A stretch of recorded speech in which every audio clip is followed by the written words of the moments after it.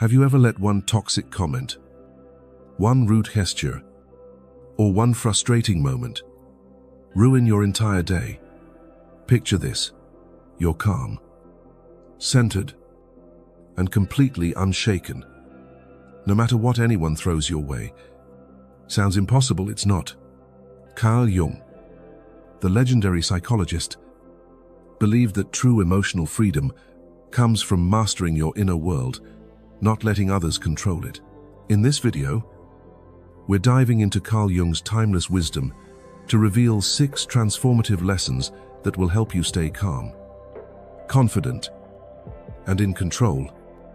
Even in the most infuriating situations, you'll learn how to face your shadow to tame anger, set boundaries to protect your peace, and let go of what holds you back, all grounded in Carl Jung's psychology of self-discovery. By the end, you'll have practical tools to stop reacting impulsively and start living with unshakable inner strength, ready to unlock the secret to never being bothered again.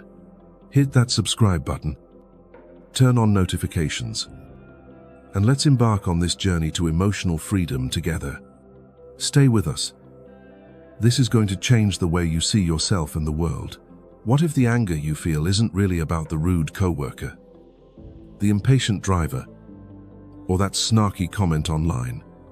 What if it's about something deeper, something inside you? Carl Jung, the pioneer of analytical psychology, taught us that our strongest emotions, like anger, often spring from what he called the shadow, the hidden part of ourselves we don't want to face. The shadow holds our suppressed feelings, insecurities, and unresolved wounds. When someone triggers us, it's not just their words or actions, it's our shadow reacting. In this chapter, we'll explore how facing your shadow can help you tame anger and reclaim your emotional freedom. Let's start with a story. Meet Sarah, a 32-year-old marketing manager who's passionate about her work. One day, during a team meeting, her colleague Tom interrupts her presentation with a dismissive remark. "That idea's been done before." "Sarah, let's move on." The room goes quiet. Sarah feels her face flush, her heart race, and a wave of anger surges inside her. She wants to snap back, to defend her idea, to prove Tom wrong. But instead of reacting, she pauses. Why does this hurt so much? Why is Tom's comment making her feel small? That's when Sarah realizes it's not just about Tom. It's about her shadow, the part of her that fears being overlooked, the part that ties her worth to others' approval. Carl Jung believed that our shadow isn't just a problem, it's a teacher. The anger we feel when triggered often points to something we've buried: an insecurity, a past hurt, or a belief we haven't examined. When we ignore the shadow, it controls us, turning small slights into emotional explosions. But when we face it, we take back our power. For Sarah, facing her shadow meant asking herself, why does Tom's dismissal hit me so hard?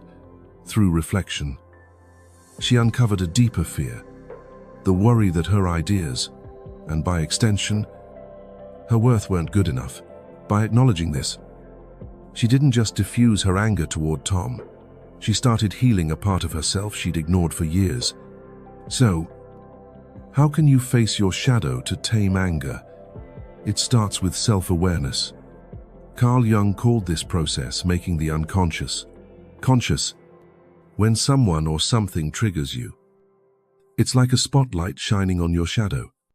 Instead of lashing out or bottling it up, pause and look inward. What's really going on? Is this anger about the situation? Or is it tied to something deeper, of fear, a memory, or an unmet need? This isn't about blaming yourself. It's about understanding yourself. As Carl Jung said, until you make the unconscious conscious, it will direct your life, and you will call it fate. Let's break this down with a practical example. Imagine you're driving to work, and someone cuts you off in traffic. Your first instinct is to honk, yell, or let the frustration ruin your morning. But what if you paused and asked, what's this anger really about? Maybe it's not just the driver. Maybe it's the stress of a looming deadline, or a deeper fear of not being in control.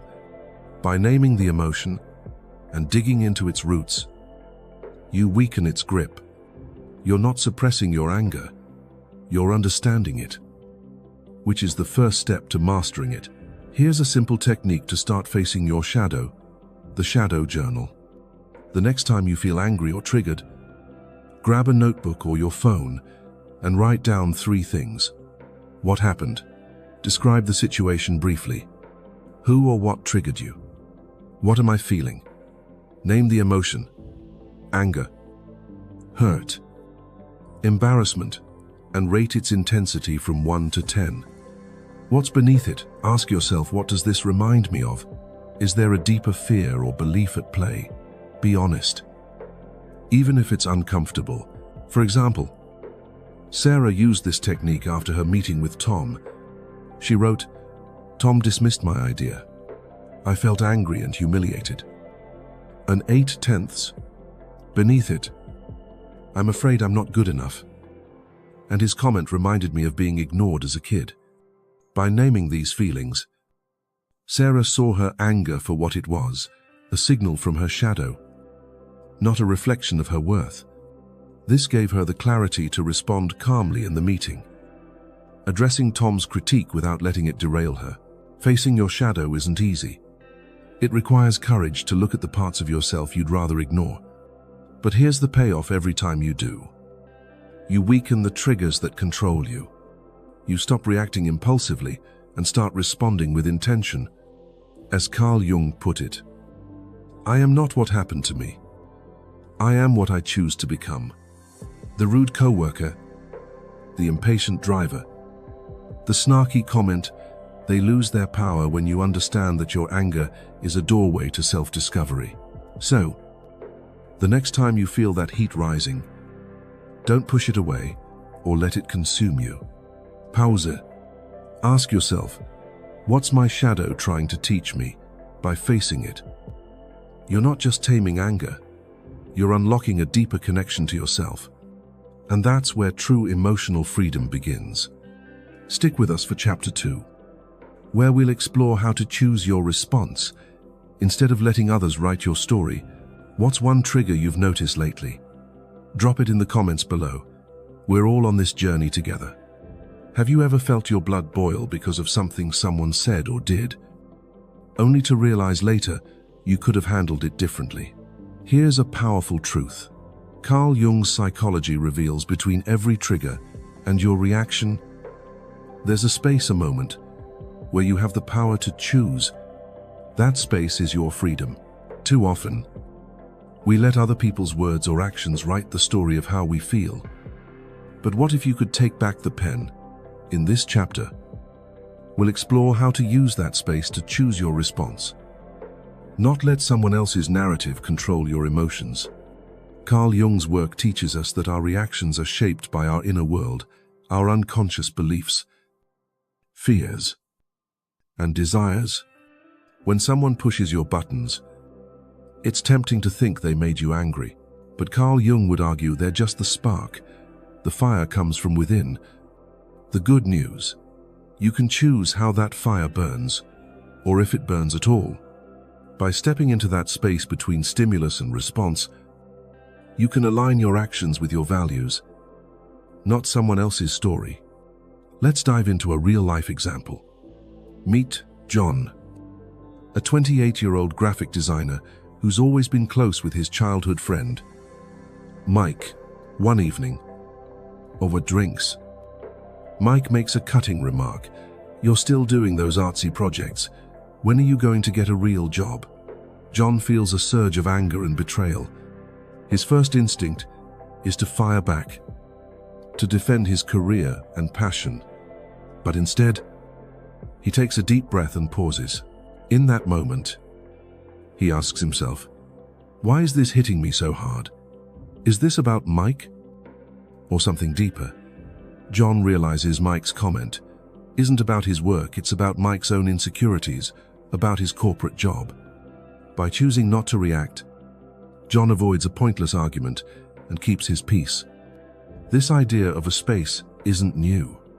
Carl Jung drew inspiration from thinkers like Viktor Frankl, who famously said, "Between stimulus and response, there is a space. In that space is our power to choose our response. In our response lies our growth and our freedom." For Carl Jung, this space is where self-awareness meets action. It's where you decide whether to let someone's negativity pull you into their narrative or to stay grounded in your own truth. So, how do you master this space in your daily life? It starts with a simple, powerful technique: the 3-second pause. The next time you feel triggered, whether it's a rude comment, a dismissive gesture, or an unfair critique, try this. Pause, stop for 3 seconds. Take a slow, deep breath to interrupt the automatic reaction cycle. Reflect. Ask yourself, what's really going on here? Is this about them? Or is it touching something in me? This connects you to your inner world. As Carl Jung would encourage, choose. Decide how you want to respond based on your values, not the heat of the moment. Do you want to escalate, walk away, or respond calmly? Let's see this in action. Imagine you're at a family dinner and your uncle makes a snide remark about your lifestyle choices. You're always traveling, don't you? Ever want to settle down? Your instinct might be to argue or feel judged, but try the 3-second pause. Breathe. Reflect. Is this about my life? Or is my uncle projecting his own regrets? Then choose. Maybe you say, "I love exploring new places. It's what fuels me." And shift the conversation. Or maybe you just smile and let it go. Either way, you're in control, not your uncle's narrative. This technique isn't about suppressing your feelings. It's about giving yourself the space to feel, understand, and then act intentionally. Carl Jung's concept of individuation, becoming your true self, relies on this kind of conscious choice. When you react impulsively, you're letting someone else's story dictate your emotions. But when you pause and choose, you're writing your own. Here's another example to bring it home. Lisa, a high school teacher, gets an email from a parent accusing her of being too harsh with their child. Her first reaction is defensiveness. She works hard to be fair, but she uses the 3-second pause. She breathes, reflects, and realizes the parent's anger might stem from their own stress, not her teaching. Instead of firing off a defensive reply, she responds calmly, "I appreciate your feedback. Let's discuss how we can support your child together." This not only diffuses the tension but also keeps Lisa grounded in her values as an educator. The beauty of this approach is its simplicity. You don't need to be a Zen master or a Jungian scholar to do this. You just need 3 seconds and the courage to choose your response. Over time, this practice rewires how you handle triggers. The rude coworker, the judgmental friend, the stranger who cuts you off, they stop having power over you. As Carl Jung might say, you're no longer a puppet of your unconscious reactions, you're the one pulling the strings. So, the next time someone tries to pull you into their drama, remember, you have a choice. Pause, reflect, choose. That's where your power lies. Stay with us for Chapter 3, where we'll dive into setting boundaries to protect your inner peace. What's one moment where you could have used the 3-second pause? Share it in the comments. We're all learning together. Do you ever feel drained by other people's demands? Like you're constantly saying yes when you want to say no? Carl Jung taught us that true inner peace comes from a process called individuation, becoming your authentic self by honoring your needs and values. A critical part of this journey is setting boundaries. Boundaries aren't about pushing people away. They're about protecting your energy so you can show up as your best self. In this chapter, we'll explore how setting clear, intentional boundaries can shield your peace from external chaos and help you stay unbothered no matter what others throw your way. Carl Jung believed that to become whole, we must differentiate ourselves from the expectations and influences of others. Without boundaries, you risk losing yourself to their demands, moods, or negativity. Think of boundaries as a fence around your inner garden. They don't block out the sunlight, but they keep out what doesn't belong. When you set boundaries, you're telling the world, my peace matters, and I'm choosing to protect it. This isn't selfish. It's essential for living a life aligned with your true self. Let's bring this to life with a story. Meet Mia, a 35-year-old single mother and small business owner. Mia's friends often call her late at night, venting about their problems or asking for favors. She loves being there for them, but these calls leave her exhausted, cutting into her sleep and time with her daughter. One evening, her friend Lisa calls at 10 p.m., upset about a work issue. Mia feels the familiar tug of obligation but pauses. She realizes she's been saying yes to everyone else at the expense of her own energy. Instead of picking up, she texts back, "I care about you, Lisa, but I need to keep evenings for my family. Can we talk tomorrow?" Lisa understands, and Mia feels a weight lift. She's protected her peace without losing a friendship. This is what Carl Jung's individuation looks like in action, choosing yourself without guilt. Boundaries don't mean you stop caring about others. They mean you care enough about yourself to show up fully for the relationships and responsibilities that matter most. Without them, you're like a house with no doors open to every intrusion, unable to rest. As Carl Jung said, the privilege of a lifetime is to become who you truly are. Boundaries are how you claim that privilege. So, how do you start setting boundaries to protect your inner peace? It's not about building walls or being confrontational. It's about clear, kind communication rooted in self-respect. Here's a practical technique: the boundary blueprint. Follow these 3 steps the next time you feel overwhelmed by someone's demands. Identify your limit. Ask yourself, what's draining me right now? What do I need to protect my energy? Be specific. Maybe it's saying no to last-minute requests or limiting time with a negative person. Communicate. Clearly use I statements to express your boundary without blaming others. For example, I need some quiet time after work to recharge, so I can't take calls in the evening. Uphold consistently.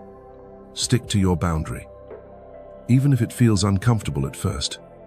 Consistency shows others you're serious and helps you build confidence. Let's see this in another scenario. Imagine you're at work, and a colleague keeps dumping extra tasks on you, assuming you'll pick up the slack. You're frustrated but don't want to seem uncooperative. Using the boundary blueprint, you first identify your limit. I can't keep taking on extra work without sacrificing my own priorities. Then, you communicate clearly. I'm happy to help when I can, but I need to focus on my current projects this week. Finally, you uphold it by politely declining future requests that overstep. This doesn't just protect your time, it signals to others that your energy is valuable. Setting boundaries can feel daunting, especially if you're used to pleasing others.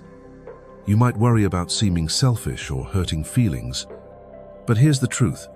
People respect you more when you respect yourself, and those who don't, their reaction says more about them than you. Carl Jung's individuation reminds us that your peace is sacred. It's the foundation of your growth. As the Stoic philosopher Epictetus said, "No person is free who is not master of themselves." Boundaries are how you claim that mastery. Let's look at one more example. David, a college student, struggles with a roommate who constantly borrows his things without asking. Instead of stewing in resentment, David uses the boundary blueprint. He identifies his limit. I need my personal items to be respected. He communicates clearly. Hey, I'm cool with sharing, but please ask me first so I can keep track of my stuff. When his roommate forgets, David gently reminds him, reinforcing the boundary. Over time, his roommate adjusts, and David feels more in control of his space and emotions. The power of boundaries lies in their ability to free you from resentment and burnout. They let you say yes to what aligns with your values and no to what doesn't without guilt. By setting boundaries, you're not just protecting your peace, you're honoring the unique self Carl Jung believed you were meant to become. So, the next time you feel pulled in every direction, pause and ask, what boundary do I need to set to protect my peace? Try the boundary blueprint and watch how it transforms your relationships and your sense of self. Stay with us for Chapter 4, where we'll explore how to reframe criticism as a tool for growth. What's one boundary you're ready to set this week? Share it in the comments below. Let's inspire each other to protect our peace.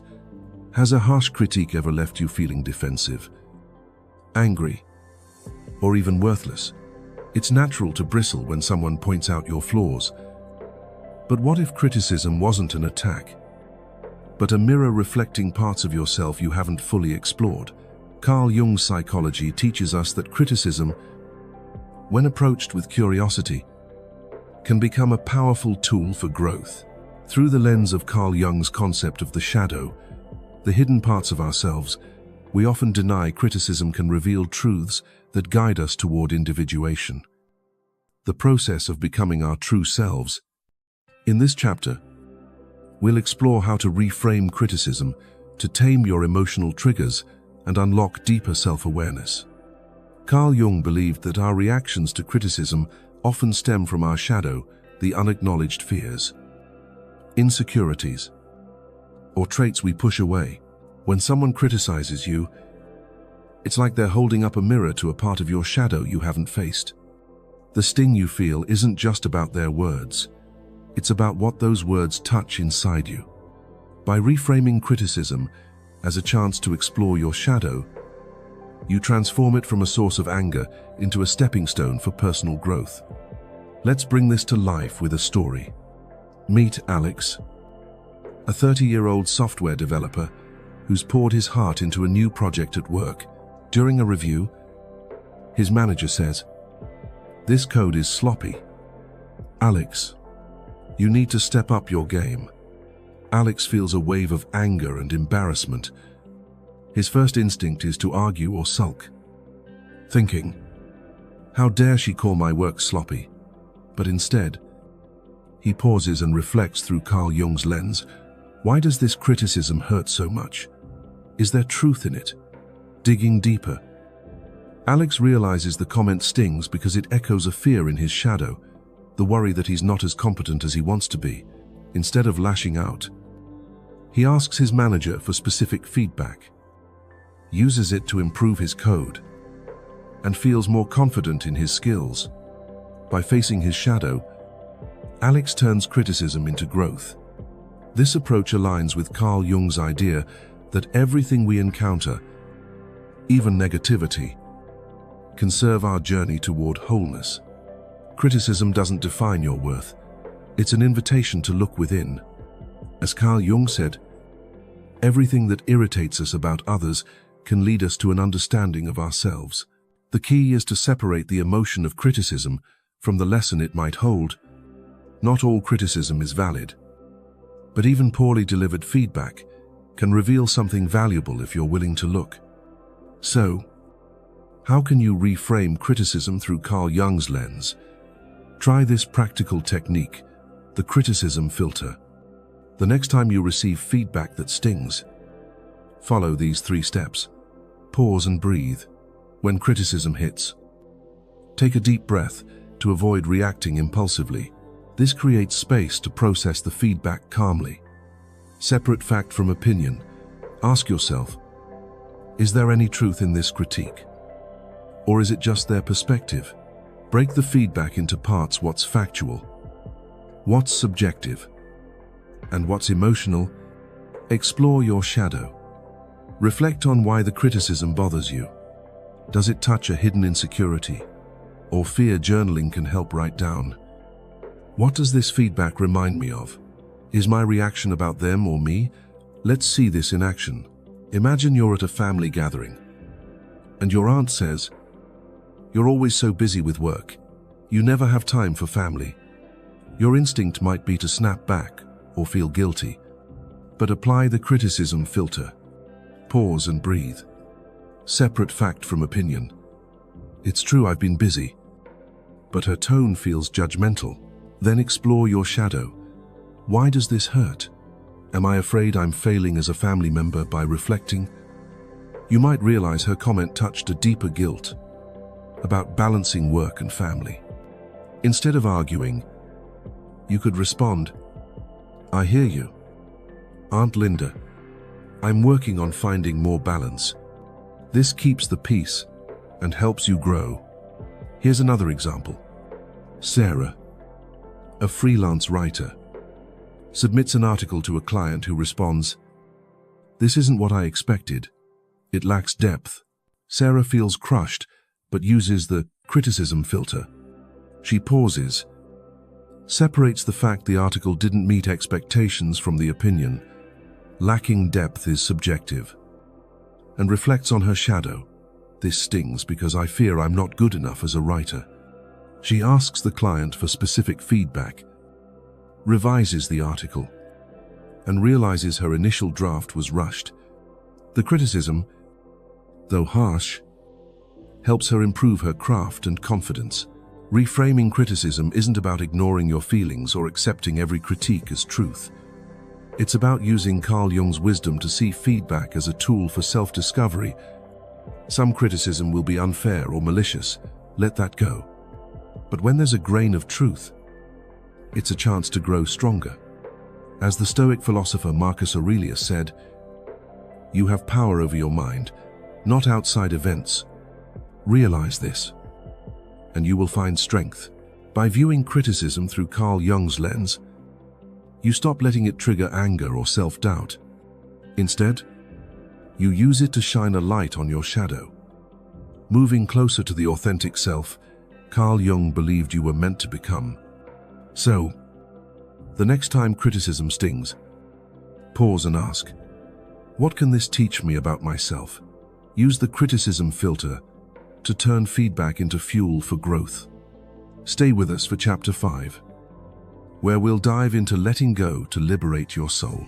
Have you ever held onto anger or resentment so tightly that it felt like a weight dragging you down? Maybe it's a grudge against someone who wronged you, a regret you can't shake, or a moment of frustration you keep replaying.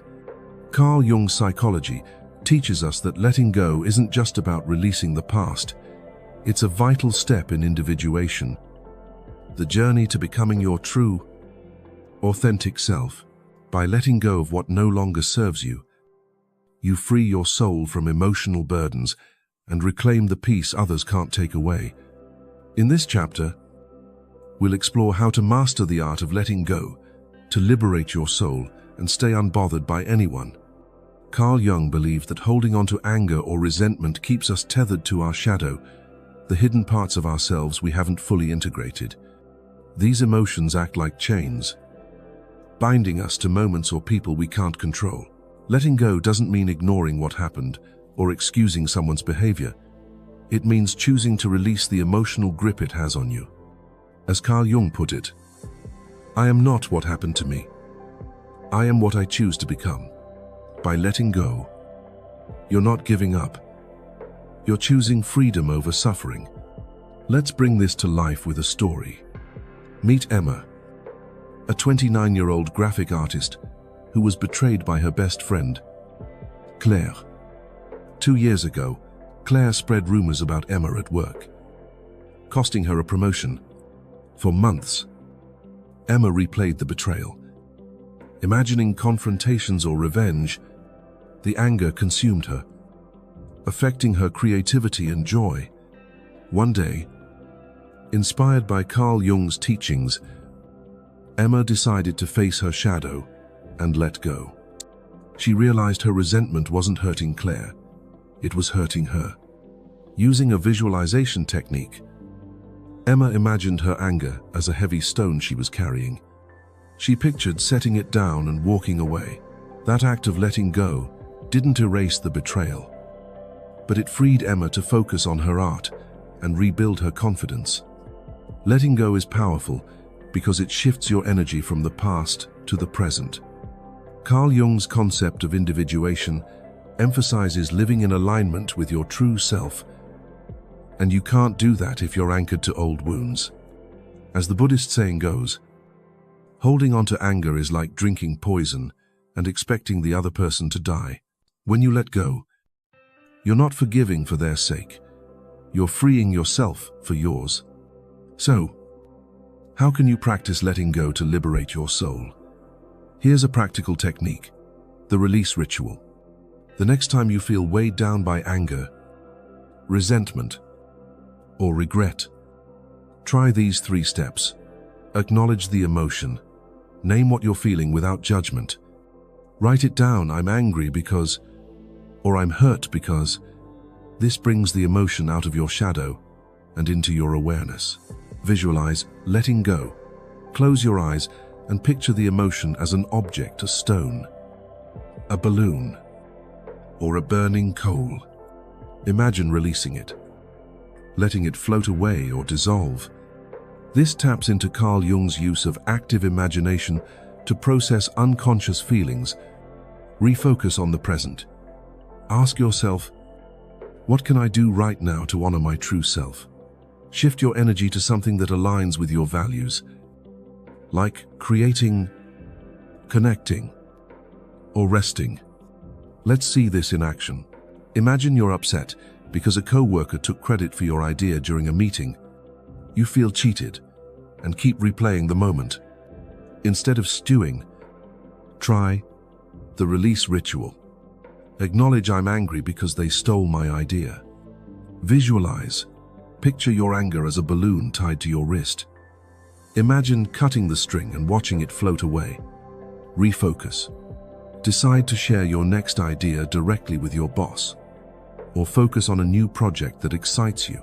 This doesn't undo what happened, but it frees you from letting their actions control your peace. Here's another example. Michael, a college student, was furious after a professor gave him a lower grade than expected, claiming his essay lacked originality. Michael felt unfairly judged and kept obsessing over the comment. Using the release ritual, he wrote, I'm angry because I feel misunderstood. He visualized his anger as a heavy backpack, then pictured setting it down. To refocus, he started working on a new essay, channeling his energy into proving his creativity. Letting go didn't change the grade, but it gave Michael back his confidence and focus. Letting go is a practice, not a one-time event. It takes courage to release what's familiar, even if it's painful.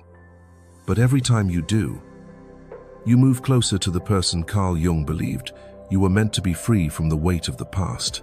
As the philosopher Lao Tzu said, when I let go of what I am, I become what I might be.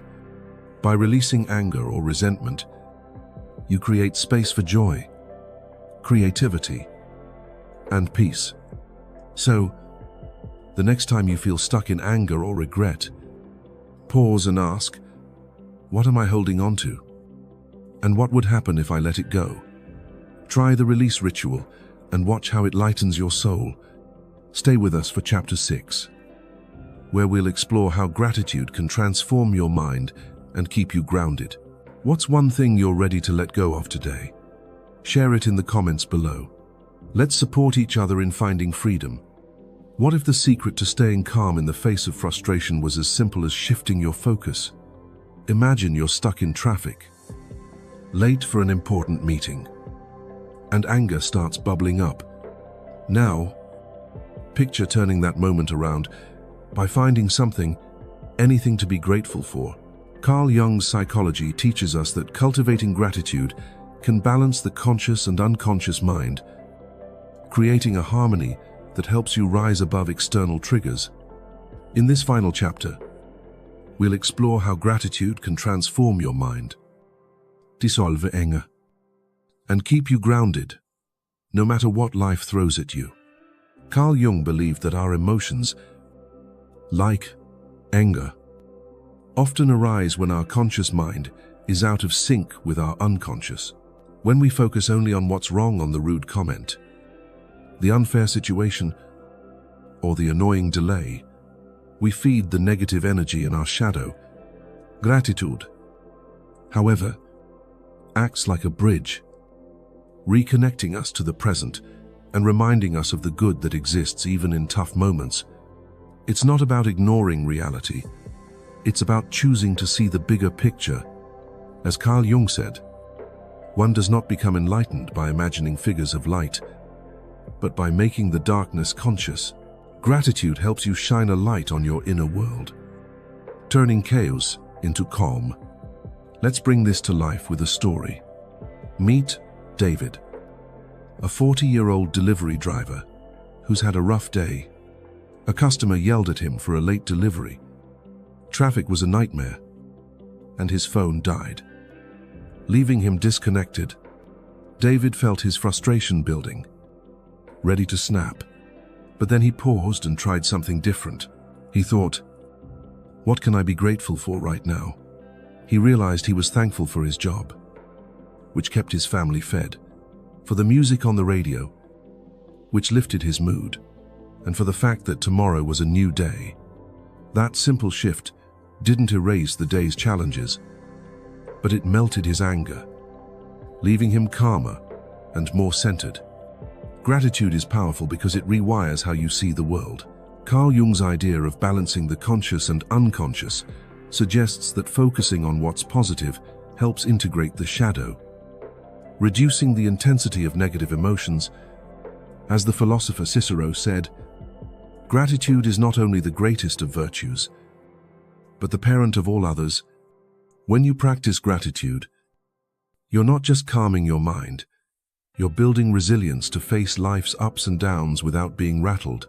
So, how can you cultivate gratitude to transform your mind? Try this practical technique, the gratitude reset. The next time you feel anger or frustration creeping in, follow these 3 steps. Pause and notice. Stop and name the emotion you're feeling. Acknowledge it without judgment. I'm angry because, or I'm frustrated because. Find 3 things. Identify 3 things you're grateful for in that moment. No matter how small, it could be your health, a kind gesture, or even the fact that you're alive to experience the day. Reframe the moment. Ask yourself, how can I see this situation differently? Use gratitude to shift your perspective, focusing on what's still good rather than what's going wrong. Let's see this in action.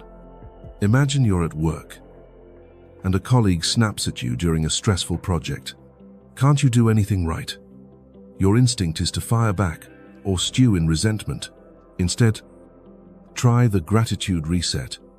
Pause and notice I'm angry because they disrespected me. Find 3 things I'm grateful for. My job, for my supportive teammate who helped earlier, and for the coffee that's keeping me going. Reframe. Maybe they're stressed, not attacking me personally. I can choose to stay calm and focus on my work. This shift doesn't excuse their behavior, but it keeps your peace intact. Here's another example. Maria, a nurse, was exhausted after a long shift when a patient complained loudly about a minor delay. She felt unappreciated and angry. Using the gratitude reset, she paused. I'm frustrated because I'm trying my best. She found 3 things I'm grateful for: my skills, for the patients I helped today, and for my supportive co-workers. Reframing the moment, she thought, this patient's upset, but I know I'm making a difference. Her anger faldet, and she finished her shift with renewed purpose. Gratitude doesn't mean pretending everything is perfect. It's about choosing to focus on what uplifts you, even in the messiest moments. Carl Jung's teachings remind us that true transformation comes from integrating all parts of ourselves, light and shadow. By practicing gratitude, you're not just dissolving anger, you're creating a mindset that's unshakable. As the Buddha said, "Let us rise up and be thankful. For if we didn't learn a lot today, at least we learned a little." So, the next time you feel anger taking over, pause and ask, what can I be grateful for right now? Try the gratitude reset and watch how it transforms your perspective. You'll find that peace isn't something you chase, it's something you create. Stay with us for our powerful outro, where we'll wrap up this journey to emotional freedom. What's one thing you're grateful for today? Share it in the comments below. Let's inspire each other to transform our minds. You've just taken a powerful journey through Carl Jung's wisdom to master your emotions and reclaim your inner peace. From facing your shadow to taming anger, setting boundaries to protect your energy, reframing criticism as a tool for growth, letting go of what weighs you down, to cultivating gratitude to transform your mind, this is more than just a guide to staying unbothered. It's a roadmap to individuation. Carl Jung's vision of becoming the truest, most authentic version of yourself. Every step you take to pause, reflect, and choose. Your response is a step toward a life where no one else can steal your peace. Think about it: the rude coworker, the judgmental friend, the frustrating stranger. They don't hold the keys to your emotions. You do.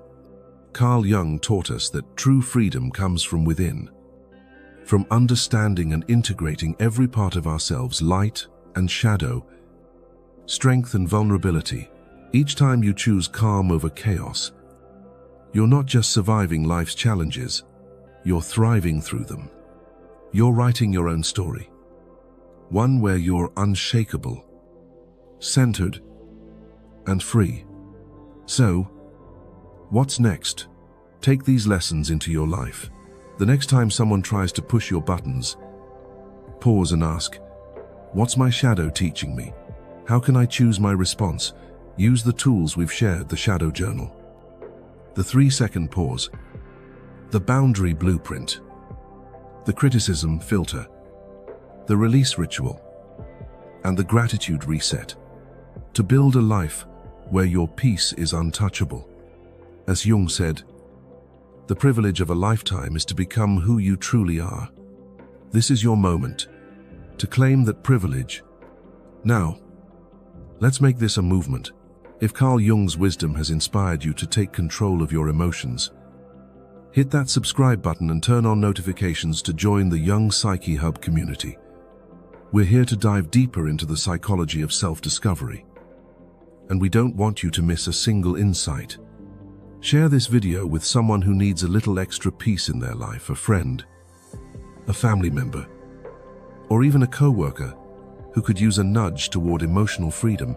Like this video to help spread Carl Jung's timeless wisdom to more people. And most importantly, drop a comment below. What's one trigger you're ready to let go of today? Or one moment where you chose peace over anger? Your story could inspire someone else on this journey. Thank you for joining us on this transformative path. Your emotions don't control you, you control them. Keep showing up for yourself. Keep exploring your inner world. And keep choosing peace. This is just the beginning. Until next time, stay grounded, stay authentic, and stay unbothered.